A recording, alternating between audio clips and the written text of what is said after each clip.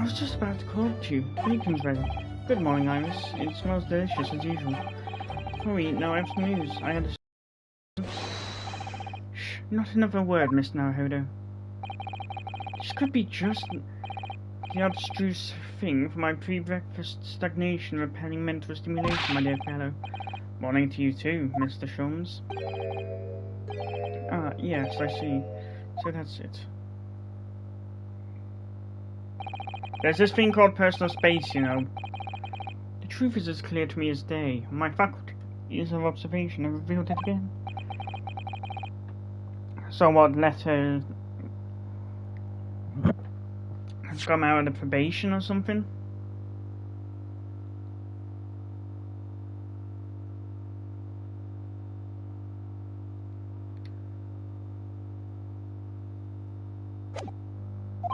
What are you talking about, you, Miss Naruhodo?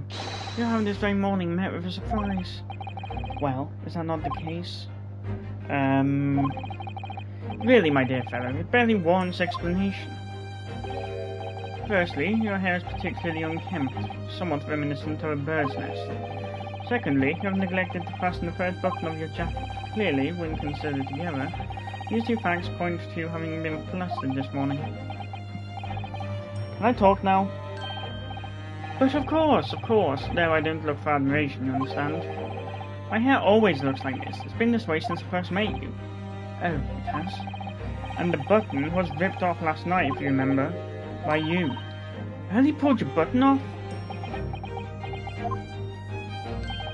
Ah yes, I recall the incident now. It was after supper, was it not?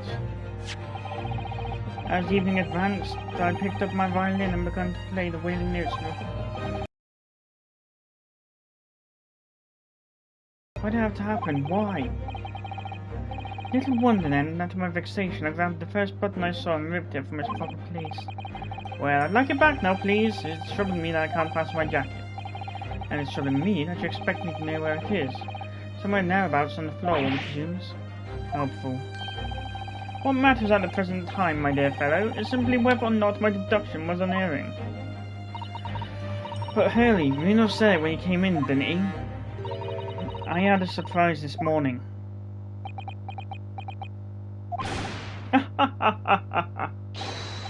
Well, that really is a surprise.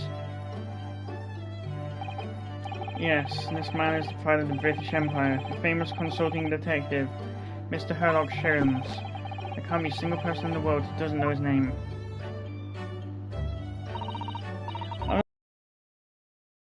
Come and eat this bacon before it goes cold. I have a new herbal tea for you to try too. My latest special blend. And here we have Iris Wilson, Mr. Sholmes' lodger and companion. A truly exceptional young girl who is the author of a highly successful serialization here in London. Yes, The Adventures of Sherlock Holmes, as published in Rand's magazine. So, Mr. Naruhodo, won't you put us out of our misery? What surprised you this fine morning? Ah, well, I received a letter from Japan. Oh, from Susie, you mean? Was it? Really? That's right, and she had some rather startling news, in fact. Ah, intriguing indeed. You must tell us all about it over breakfast. Oh yes, what fun. What about the mysterious occurrences which... the circumstances which led to her being withdrawn to Japan?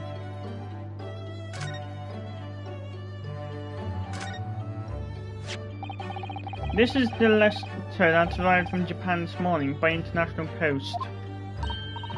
Oh, how lovely. Look at Susie's beautiful writing. I wish I could read it.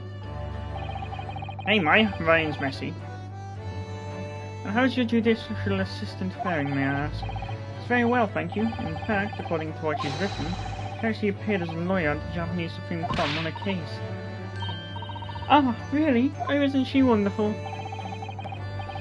A credit of your good self, my dear fellow. I've won cases too, you know.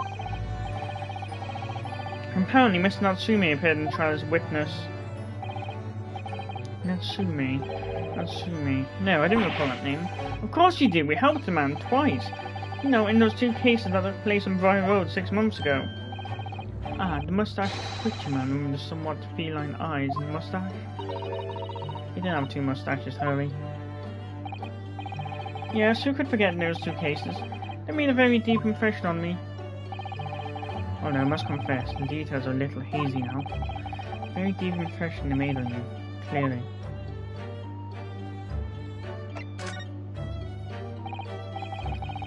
So, what was the startling news penned by Mr. Sato? Do you remember the case of the haunted lodgings, Mr. Sholmes? Ah yes, it's very interesting now. I didn't feel entirely uncertain that a case of that nature did not occur. It's totally forgotten then. Anyway, in her letter,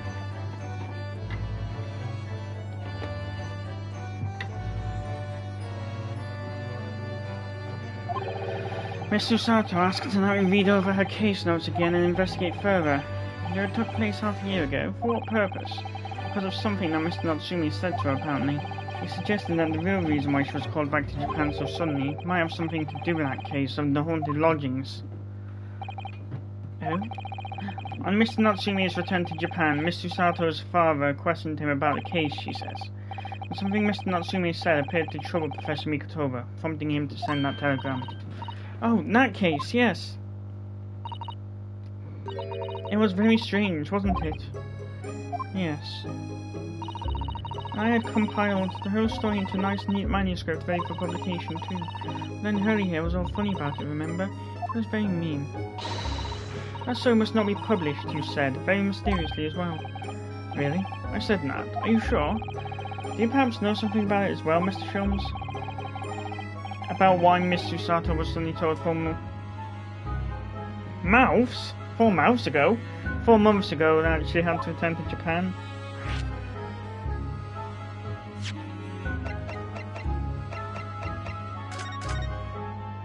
Oh, apparently there's costumes in this.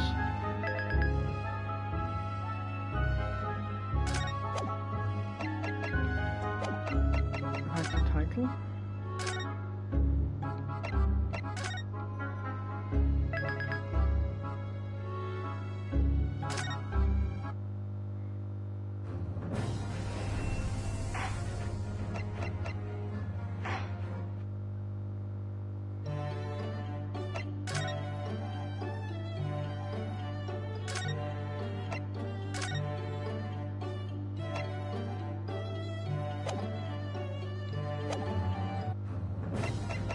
And something about the samurai look doesn't really suit Sholmes, to be honest. It's been 4 months now since we waved Susie off at Dover. It was such a shock, wasn't it? The way she just suddenly announced that she had to go back to Japan. Indeed it was, due to a telegram she received from her homeland, I believe. That's right, telling her to return urgently. Yes, because her father had passed away. No! It just said he was suffering from a high fever, the cause of which was unknown. He's not dead. But according to this letter, that news about her father's fever was just a ruse. A ruse? So Susie's daddy lied to her so that she'd made the voyage back home? Why would he do that? I have to admit, I have absolutely no idea, but she believes it's almost certainly related to the case of the haunted lodgings. Summoning her back to Japan so suddenly like that? I wonder what Mr. Sato's father is hiding.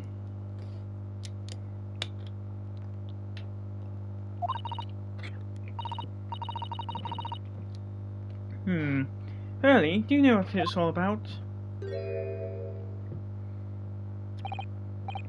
Ah, well, who can say? What? But you said... Please, I have engagements, my dear fellow. My calendar is quite surprisingly full today. An astringent analysis of the matter would be excessive, I feel, even if I were quite at the...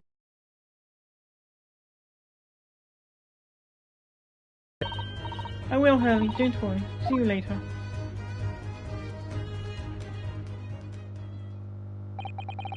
He scuttled off rather quickly, I think perhaps Professor Mikotoba isn't the only person hiding something here. Seki-san was involved in 2 cases, but only one of them was forbidden from being published. By, of all people, Mr. Sholmes. I found them at last. Iris, are they... The notes about the case? That's right. Susie and I compiled them together. The case of the haunted lodgings. Do you want to read them, Bruno? Absolutely. Thank you, Iris. I have no idea what secrets could still be hiding in the shadows of the case. Perhaps if I read over the notes again, something might come to light. That's the spirit.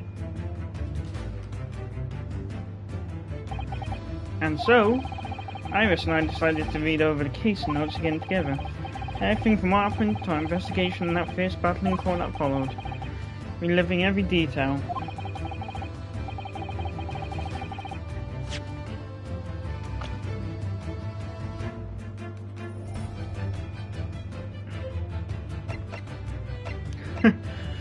Funny that it's still got Susato in there, even though he's in Japan. Huh? Oh, so he was punished. I just need to find a clue, and I have all the time in the world, because of course, I'm no longer allowed to practice law in the courts of Great Britain. That's just flat out bullshit. He lied to the entire court, not just... At the end of the day, it was McGilded pulling all the strings.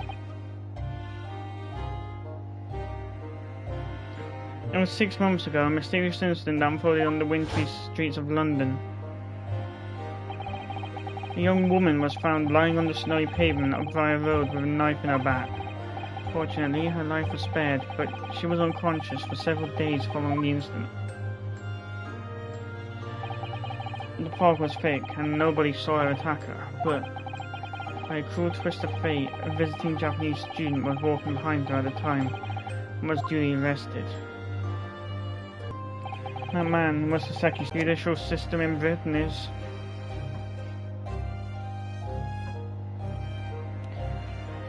I mean, at the end of the day, Ryunosuke didn't intend to actually lie. He was just manipulated into believing some false truths,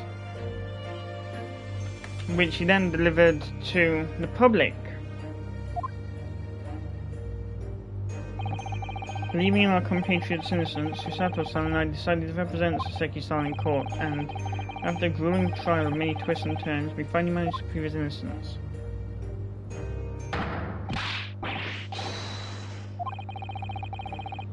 What was the man's reaction after the trial? What is the man's reaction after the trial? But his jubilation was short-lived. He received a telegram from Mr. Sholmes the following morning. The victim of the Bright Road stabbing has regained consciousness. Hurry to Bart's at once. So Susato-san and I summoned the hansom and headed immediately to the hospital.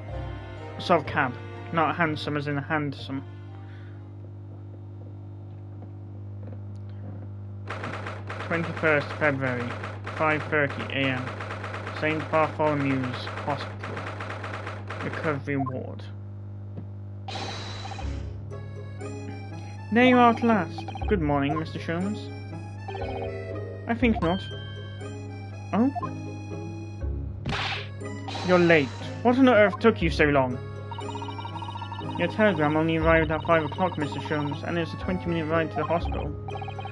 That's right, and it's 5:30 now. I think we made very good time. The time is utterly irrelevant. The fact is, I have been waiting for what has felt like an eternity. You can tell Iris made the outfit because it looks like she's got goggles on her hat. In point of fact, I myself was awoken at 4 this morning by a telegram boy. Feeling it was somewhat unjust that I alone had been roused at such an hour, I sent them to you. Well, thanks for that. Anyway, you're here now, so the victim is over there. She's only just regained consciousness. You should introduce yourselves, and I shall observe from here.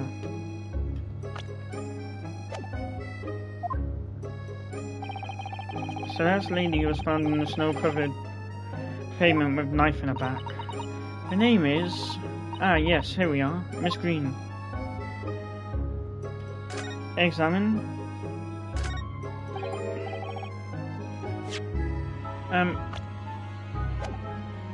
Good morning.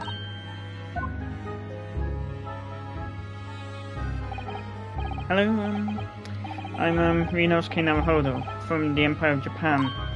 Oh no, was it your knife now? Are you the man who... No, I'm a lawyer. And I'm Susato Mikotoba. Pleased to meet you. Oh no, was it your knife then? Are you the one? No, I assure you. I'm Mr. Naruhodo's judicial assistant. We heard that you'd regained consciousness and wanted to come to give you our best wishes. Best wishes? For me? Thank you. I'm Olive Green. I'm an artist. Well, no, that's not right, is it? What I mean is, I'm trying to be an artist.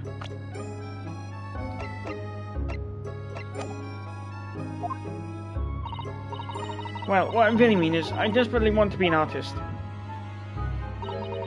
But the truth is, I don't have any talent. I know I don't.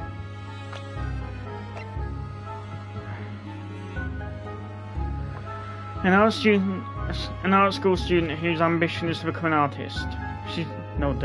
She's just regained consciousness, having been comatose for days after suffering a stab wound to the back. It's no wonder I was stabbed in the back. I don't think that's related, actually.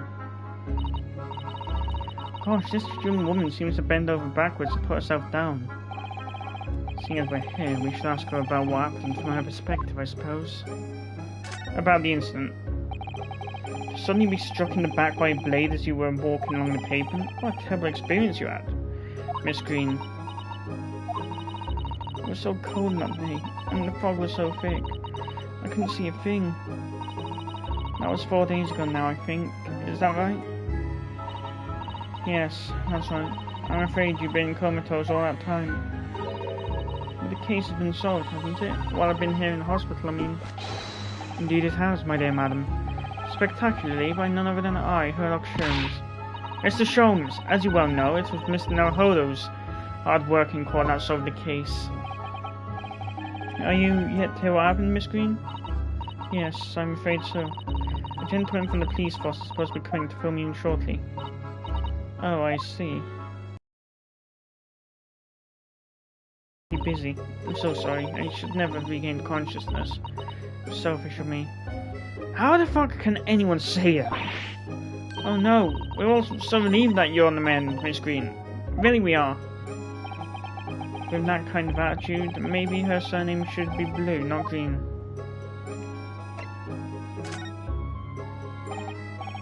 So, you're an artist, are you, Miss Green? Oh no, I couldn't possibly claim that. I'm a fledgling artist at best. I mean, I'm a student of art, really.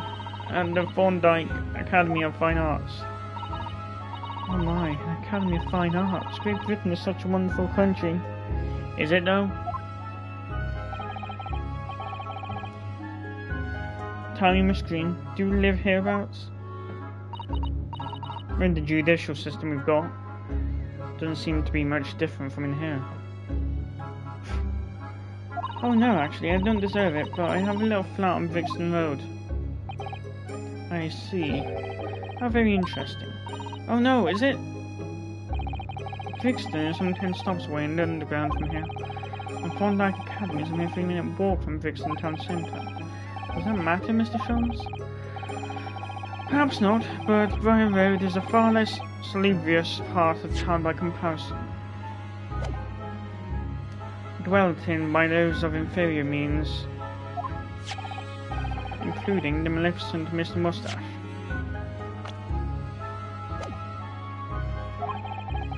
Inferior means, I suppose Seki-san does fit the bill.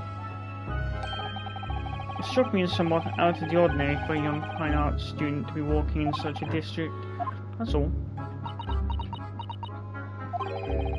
What's this? She's suddenly clammed up. Mr. Sholmes, you should be ashamed of yourself, throwing into a young maiden's private affairs. Oh dear me, do forgive me. If you don't mind, I'm being discharged shortly, so I need to pack up my things. Oh yes, of course, we won't keep you. Thank you so much, Miss Green.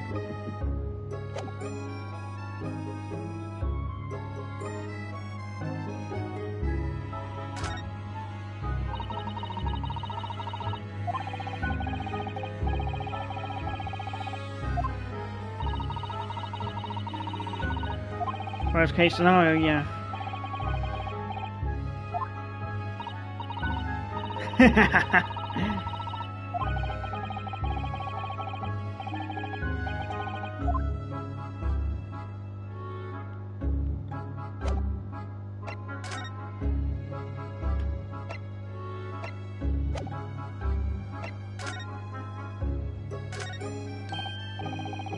Look, there's a photograph in this frame here. Oh yes, there's a picture of a young gentleman. Looks to be about the same age as Miss Green, I would say. Perhaps the young woman's special someone, do you think?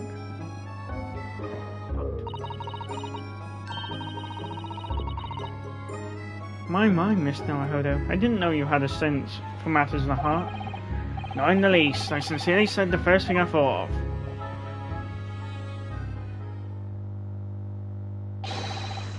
Is there Mr. Naruhodo here? Mr. Naruhodo? Naruhodo now. Well, if you're looking for Naruhodo, lawyer, that's me, but... Ah, Mr. Naruhodo, good. This is for you. It's a message from Mr. Salty Nutmeg. Mr. Natsume sent a message?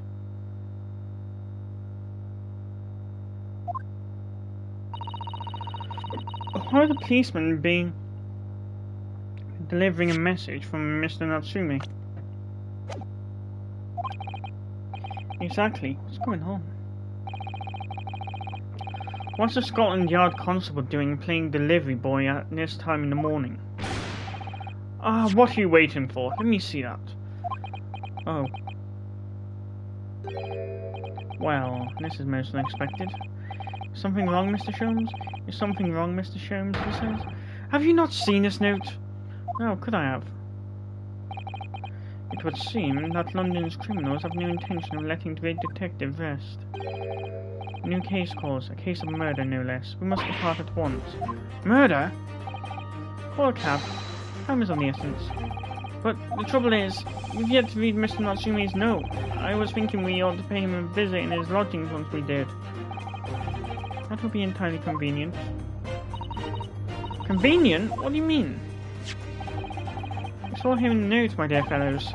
The murder we must investigate took place at Mr. Moustache's lodging. Wait, what? I'll hail a theatre at once.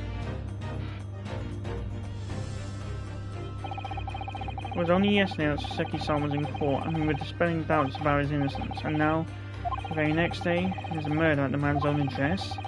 He may very well be the unluckiest man alive, so it seemed to us at the time, but we were soon to discover it was worse than we thought.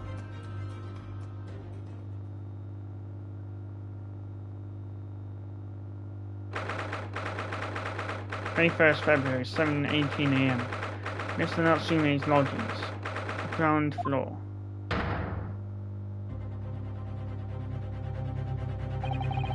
What on earth? Oh my, the gentleman is deceased without question. He's dead. Locum student, Mr. Naruhodo Esquire. Mr. Natsume. Oh, why? Why is this happening? Why to me? I knew he'd be back in trouble. I've only just got out of court yesterday. I was finally home after 2 days of misery. Then I wake up the next day to this. No early bird should catch a worm like this. Woeful worm without wiggle. I see you're in high spirits again this morning, Mr. Moustache.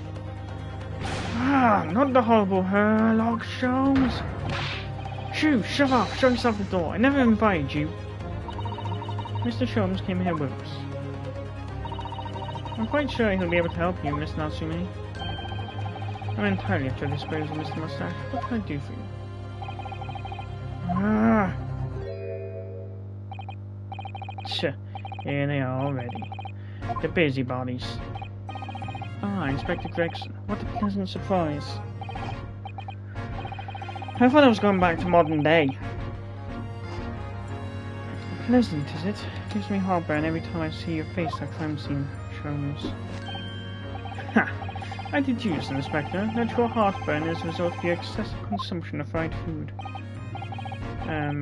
Good morning, Inspector. This is a crime scene. Don't you go touching anything. Well, good morning to you too, Sunshine.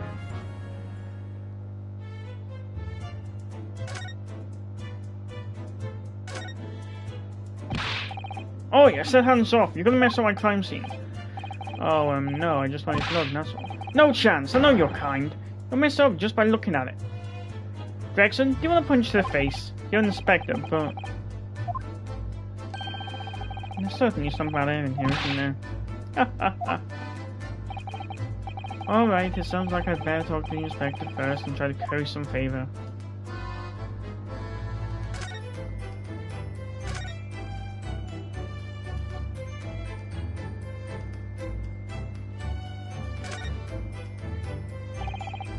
So, Inspector, what was the victim's name? Who was he? Mr. William Shamsby. He was a lodger here. As you can probably tell, he was an actor. If you have a dead loss, it happens, or just dead. Mr. Shamsby. It was the landlord, old Mr. Garadab, and the other lodger, Mr. Natsume, who found him. The fellow didn't rise at his usual hour, so Garadab got worried and kicked the door down. But, doesn't Mr. Garadab have a bad leg? Ah, yeah, you're right now. It was that jittery Japanese hunchback over there who actually did the kicking. Really? Saseki-san? The victim was pretty hard up, it seems. Even done some time inside for petty crimes. He had no money, no place to go, and no friends. His only acquaintances were the people in his house.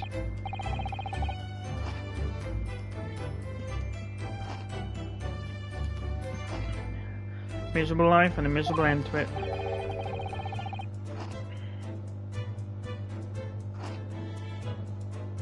So, what exactly is Mr. Natsume still doing here?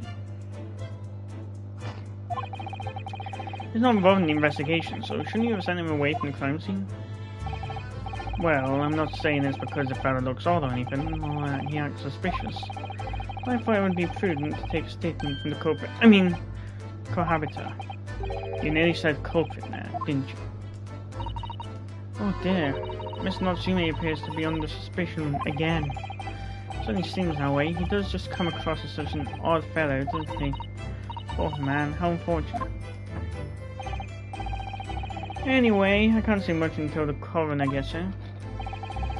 I don't think the fellow's been gone that long. The body's still warm. Even if the inspector would allow it, I don't think I could bring myself to touch a dead body.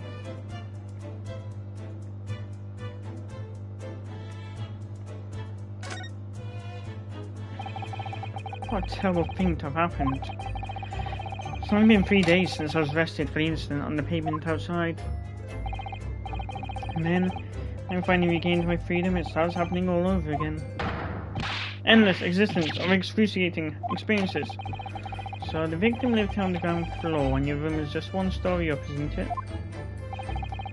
Yes, that's right. In a way, we were neighbours, I suppose. So did you know the victim? Were you friends?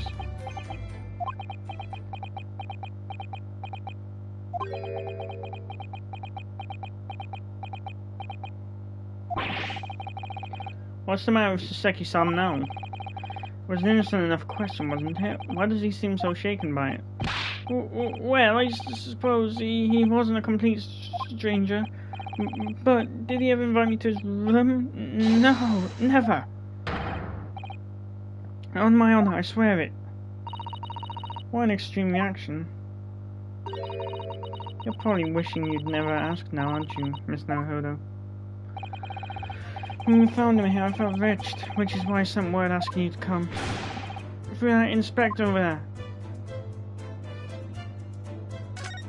Oh, look who it is.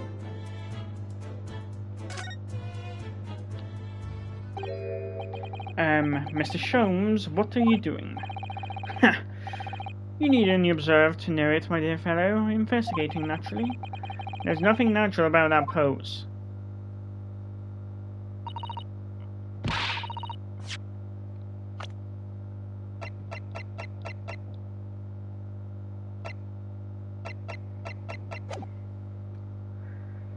Mr. Sholmes, have you made some miraculous discovery? Patience, my dear madam, patience. I've not been here in this room 5 minutes. So far, all I've managed to deduce is what actually happened. My goodness! Isn't that everything we need to know, Mr. Sholmes? Now you prepared the idea, I believe one could indeed see it that way. At the present time, I managed to draw two incontrovertible conclusions. First, that there was a physical struggle here last night in which the victim fought for his life.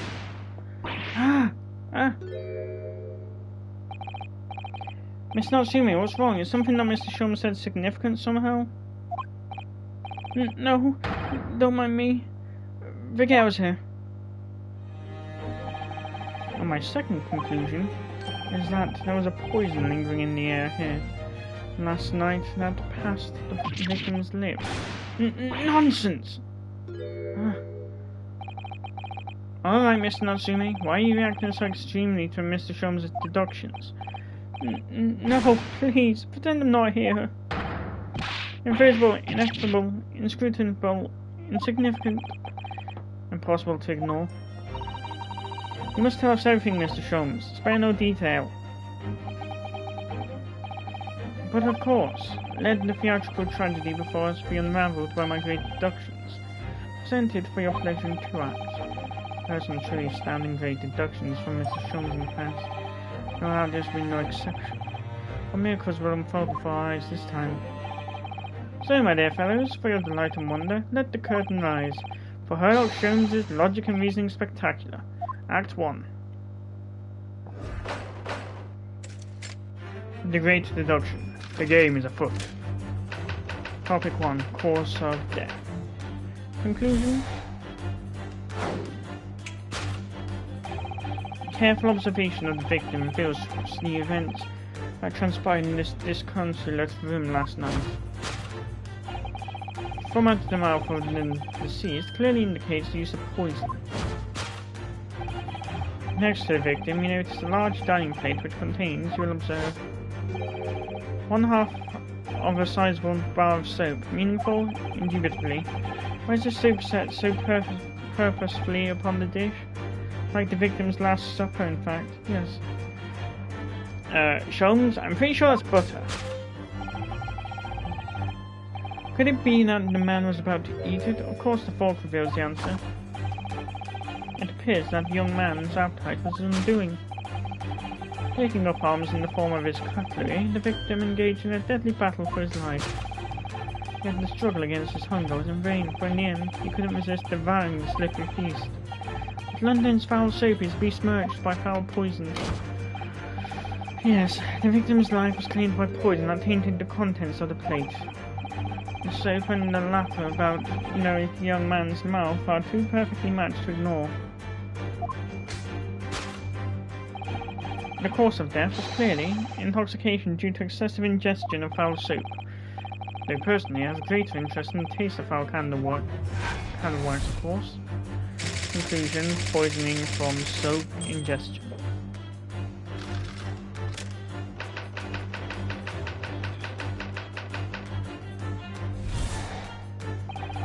The cause of death identified, we proceed to Act 2, where we ponder the next question. Was this suicide or murder? The audience will recall that death occurred during the victim's last supper. Did the man dine and die alone? The single teacup suggests the answer. To draw a conclusion on such meagre evidence would be foolish, however, certainly. A careful criminal could have absconded with his own cup to cover his tracks. Well, allow me to lift the veil of doubt, my dear fellow.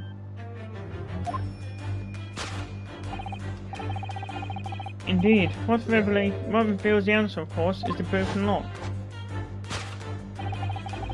No force to open now. At the time of the incident, this door was locked, and the sole key was in the victim's pocket. In other words, when the victim consumed the poison, he must have been alone. Alone with his inferior soap, from whence wafted an inferior scent. And with that acrid aroma lingering in the air, the victim met his end in tragic solitude. We can take comfort only in the fact that his soul was well cleansed on its way to the hereafter. Conclusion: no possible perpetrator present.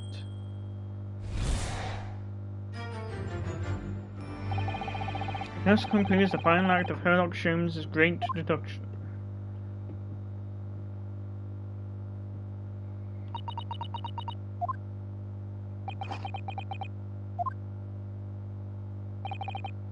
There's just one thing, Mr. Sholmes. You're disposed to identifying just one thing, aren't you, Miss Naruto? Pray, what concerns you? Well, no matter how hungry he was, do you really think the man would have eaten soap? It's quite apparent that this man had barely a penny to his name. It is a curious thing, but to one so destitute, soap can suddenly appear quite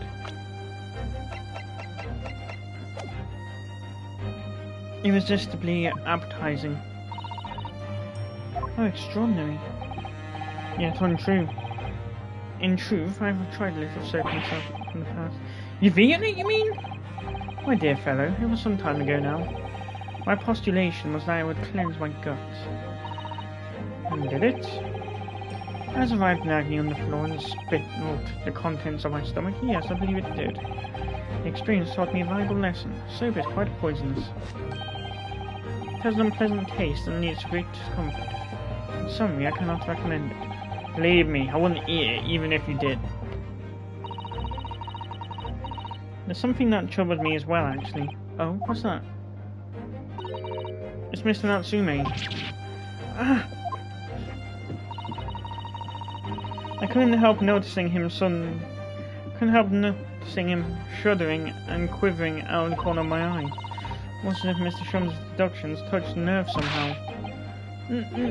Nonsense! Well, that clenched teeth episode didn't last. I think, judging by Mr. Natsume's reaction, the great detective's deductions may need some gentle corrections in order to reach the actual truth. Yes, Mr. Shum's observations and deductions are sometimes a little too sharp. He has a tendency to hit the nail on the side of the head and drive it in at an obtuse angle. When he does that, forces us to strain things out. Alright then, let's see what we can do. Yes, we must pick out the keywords in Mr. Shum's quite brilliant deductions, and discreetly exchange them for something that makes a little more sense. If we can do that, I'm sure we'll arrive at what Mr. Shum's meant to say in the first place. In that case, are you ready for the second performance of the day? Once again, my dear fellows, for your continued delight and wonder, let the curtain rise. Sherlock Sholmes' Logic and Reasoning Spectacular, Act 1.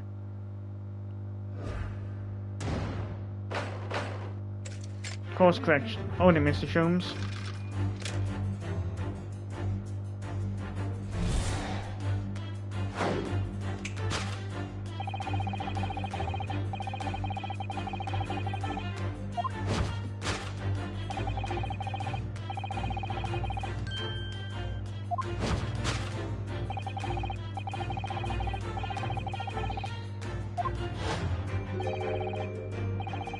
Oh, it is soap.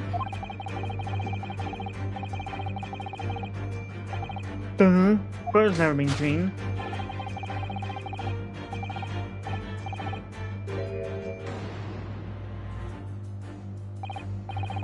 Well, you can't deny that a fork implies the man either eating something or about to eat something. Yes, that's true. If I were to decide to eat some soap, I should prefer to use a fork than to attempt it with chopsticks. And of course, only half the bar of soap is left on the plate. Might there not be some other explanation? Something material that proves whether or not the man really ate some soap?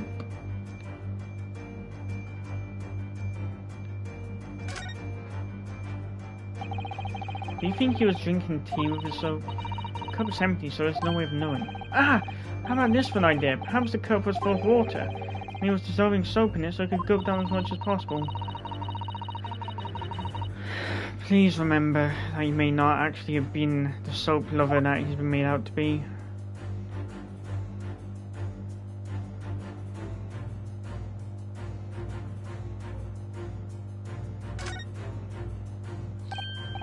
Look, there's more soap on the floor here. Mr. Shamsbury must really have loved himself. Let's not jump to conclusions, Miss Naruto. Look closely at this soap. You see that it would fit together perfectly with the half bar on the table? What the? How can that be? I think that they are two halves of the same bar that broke apart.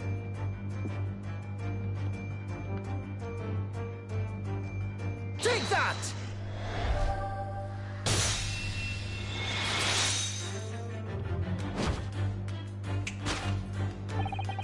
Could it be that the man was about to eat it? Of course. The other piece of soap reveals the answer. it being the other half of the soap on the table. In short, the victim was not eating soap at all. But it's obvious, really, for near death of hunger could drive any man to attempt to eat soap. Even I, with my unquenchable thirst for practical knowledge, took only a single bite. And that begs the question of how the man was poisoned, because there's no sign of any food on the table. An excellent observation, Miss Naruhodo, and one that furnishes us with the answer we seek. For London's foul soap is besmirched by foul poison. Yes, the victim's life was claimed by poison that tainted the contents of the plate. Mr. Sholmes is still pushing the soap argument then. Perhaps he's suggesting the man licked the soap rather than ate it. If soap in London is that poisonous, I don't think I'd want to be washing my hands with it.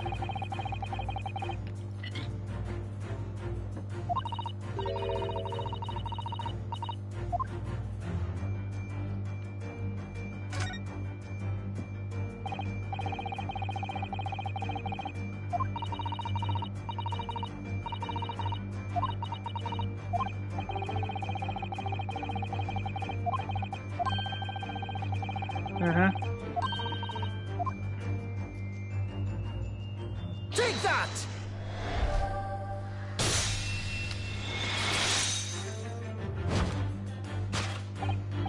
Yes, the victim's life was claimed by poison that tainted the teacup. Indeed, cups have been the vessel of choice for practicing poisons over the centuries, and it would appear that this victim drank every last drop. There's no sign of poison anywhere in the room. Which leads us to the immutable conclusion. And the cause of death was clearly intoxication due to the ingestion of poison contained in the teacup. Poison in the tea.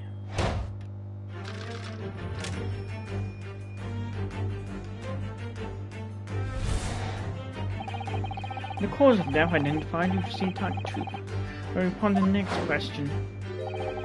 Was this suicide or murder? The audience will recall that death occurred during the victim's last supper. Did the man dine and die alone? This single teacup suggests the answer. And the Western vessel for infused hot drinks again.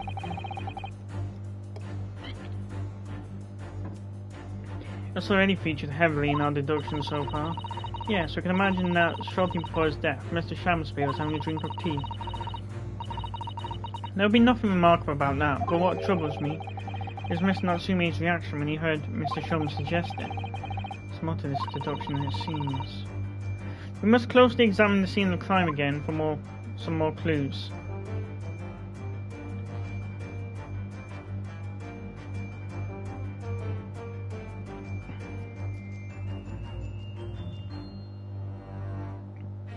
Take that!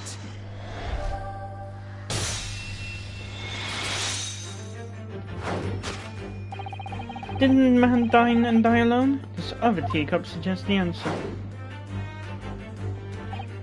Yes, there were 2 teacups in this room all along.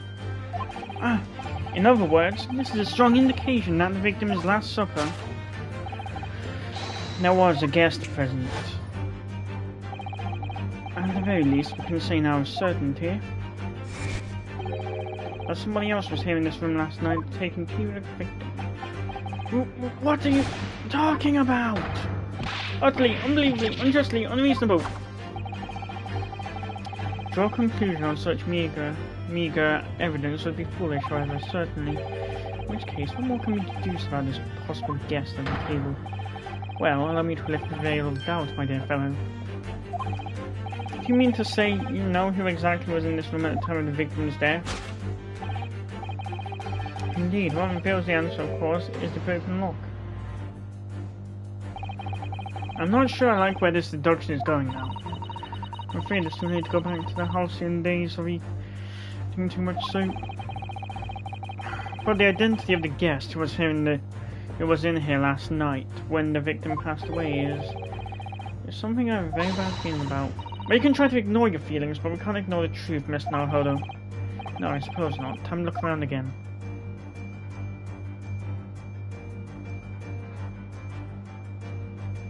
Take that!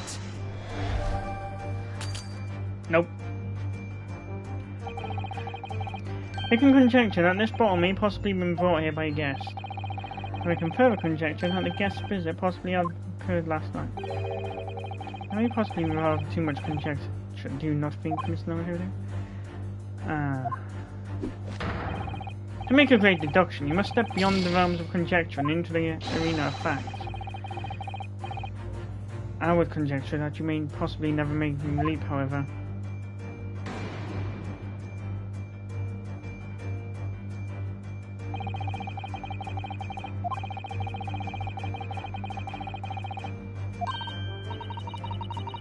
Unless you've got to examine the ball first.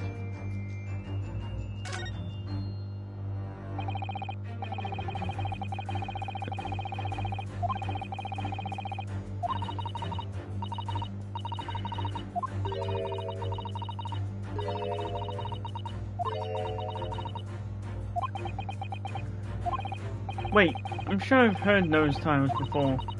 It could just be an incredible coincidence, but they're the exact same 3 books that Miss Natsume purchased the other day. What? Yes, on the day of the unfortunate incident when Miss Green was stabbed.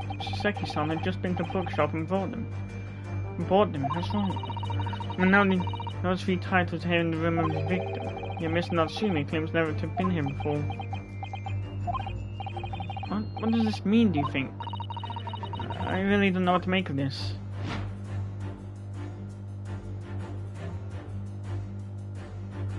Take that!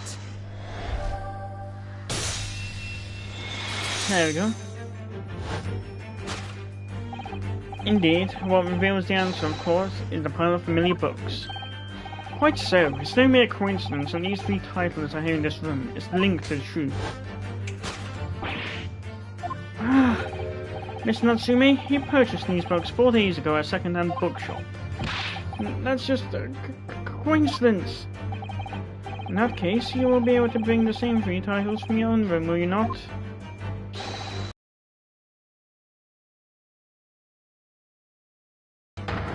No, never! Non-negotiable! You can't bring your own copies here. Proves that these 3 books are in fact yours.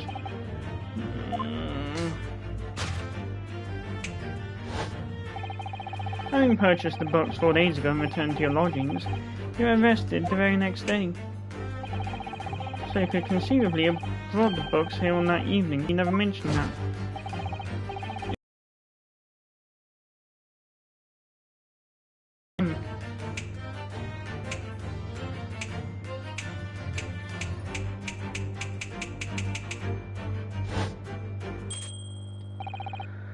Last night, having returned to your lodgings after the trial concluded at the Old Bailey.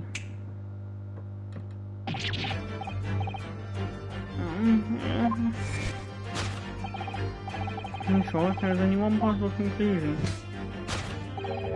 The victim died here in this room last night as a result of poisoning. And that same night, the victim had a visitor.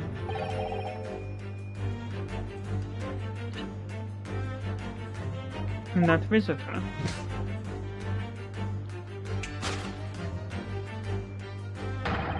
was you, Mr. Seki Natsume. Thus concludes the final act of Herlock Sholmes' great deduction.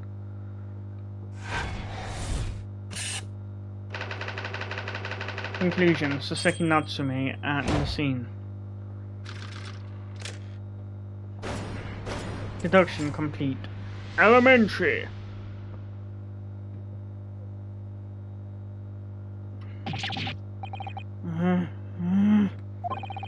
Not again, not again, not again!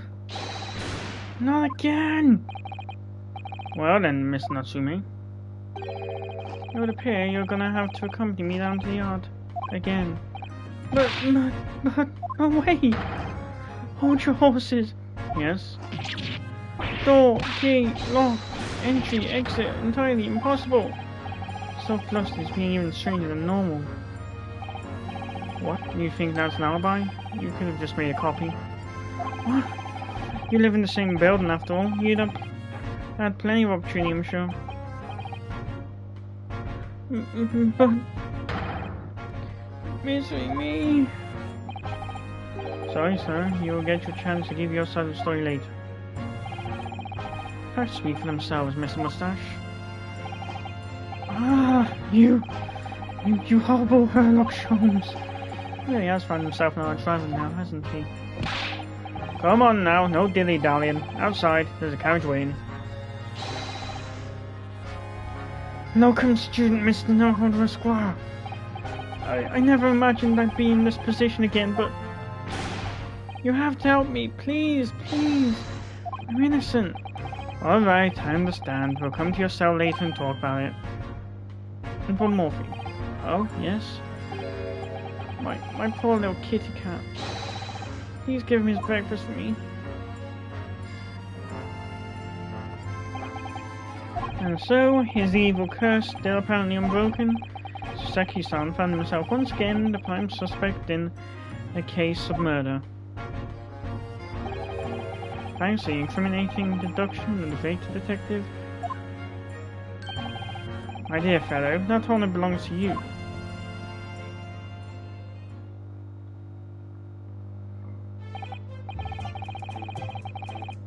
Well, at least that means Inspector Gregson is no longer here. I can examine the crime scene in more detail now. Yeah, that's right. Ah, and of course, what? Have you forgotten what the inspector mentioned before? It's the landlord, Mr. Garrideb, who discovered Mr. Shamspeare. Ah, Mr. John Garrideb, yes. The inspector could find him in the sitting room up on the top floor as usual. Oh, you must remember to go and talk to him later then.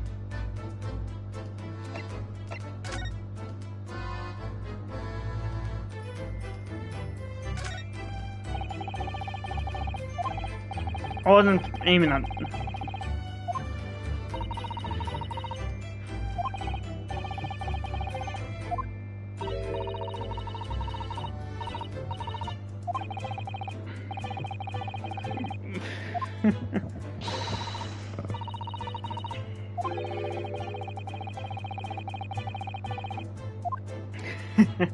You'd probably be arrested.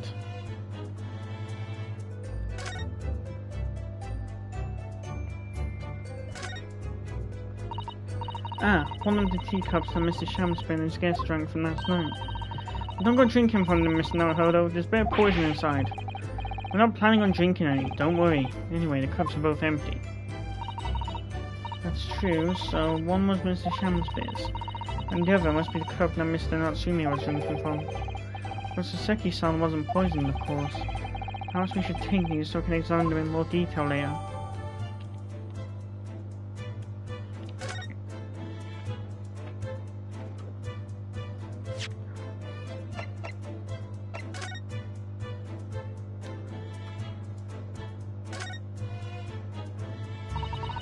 This is the teacup from which Mr. Natsume was drinking. Yes, unlike the other one.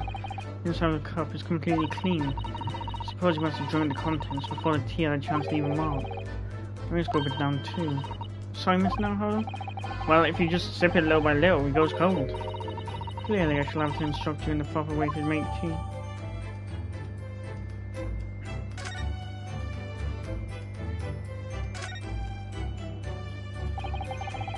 This must be the cup that Mr. Shamspeare was drinking from then. It's stained on the inside. Tea does, I'm afraid. Even green tea. Oh, really? I've never noticed before. You've never noticed? Well, I never leave it in the cup long enough to leave a mark. I like to gulp it down. Drink tea while it's hot. That's the Japanese way, isn't it? Oh dear, so many people seem to have the wrong idea about our culture. Most of them are Japanese.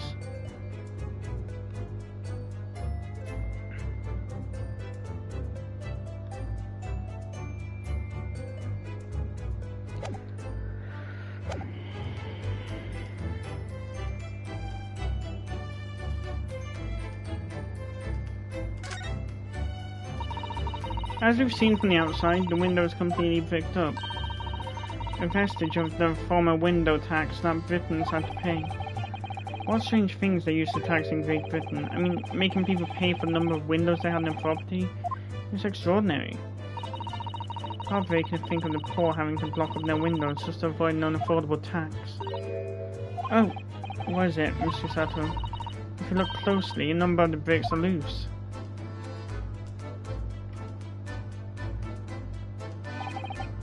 Oh yes, it looks as though an amateur has broken out a few of them just here. Was it Mr. Shamsbury there, I wonder, being the lodger renting this room? Ah, look at this, Miss Naruhodo. On the outside, there's a little ledge. And there's something on it.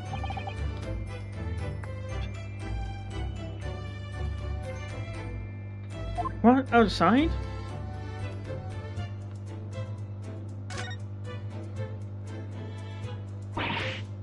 Oh, it's so cold outside. You can feel it through this gap. It did snow last night, it would be cold. But more importantly, what is on the ledge out there? What are those snow-coloured lumps?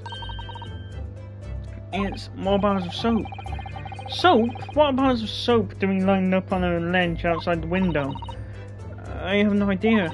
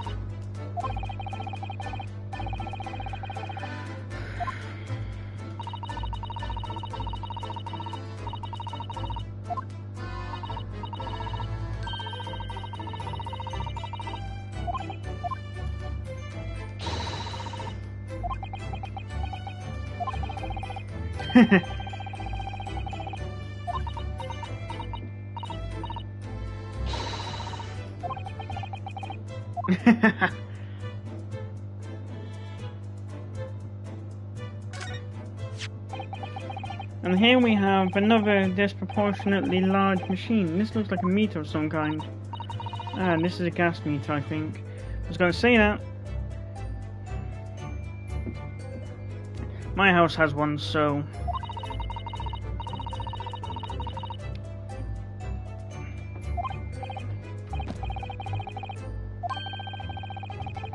Well, you used to have one.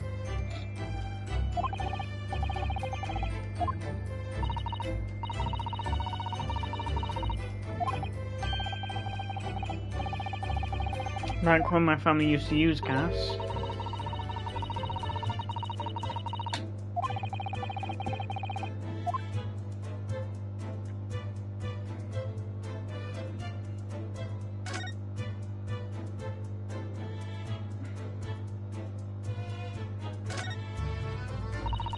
There's not much on these shelves, is there? Just this wine glass and bottle. And both of them are cracked.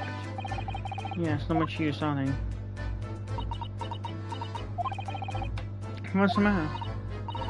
Oh, it's just reminded of the Reaper, that's all. Prosecute Lord Renziques? Yes, he's so reckless with his wine glasses, I was thinking it's a waste. And that he should donate some to the needy. I can suggest it next time we meet.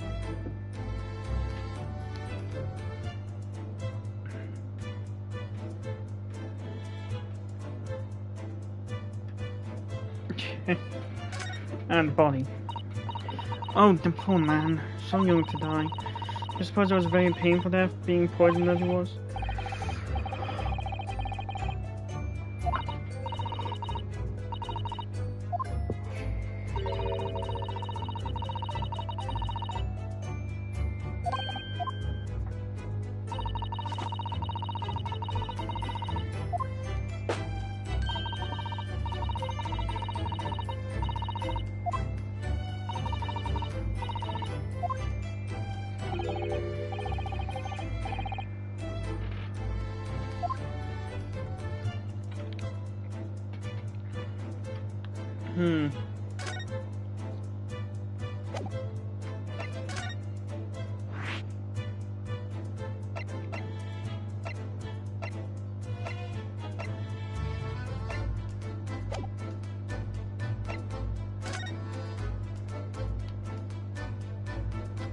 Oh, lamp.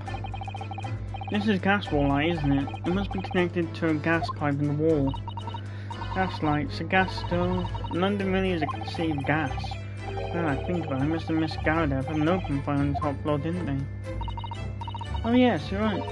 I don't recall seeing a gas stove up there. Well, I much prefer a real fire anyway, it's so much cozier.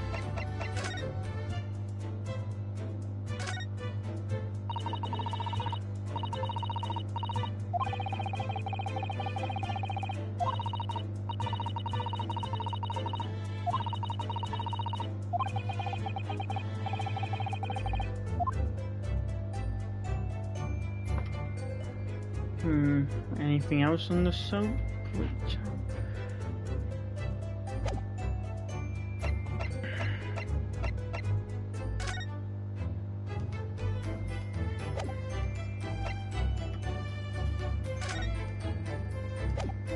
Uh-huh.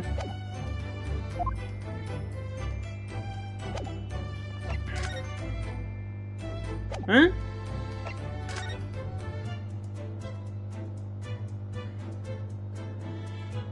What else is there then?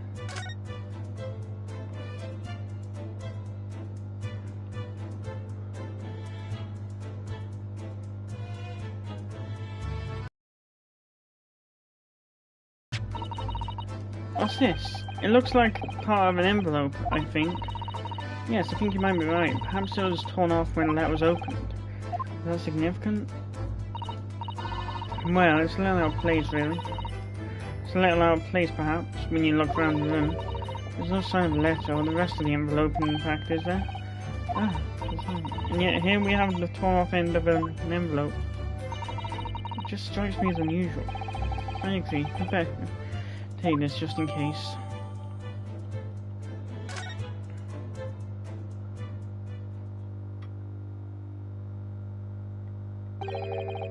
Looks like you're having a good snoop around, eh? Inspector Crichton, back so soon? After I've read our little Japanese fella in the clink, I went and reported this to the investigation division. 5 minutes time, this place will be cordoned off by the yard. Oh, I see. Well, we better be leaving then.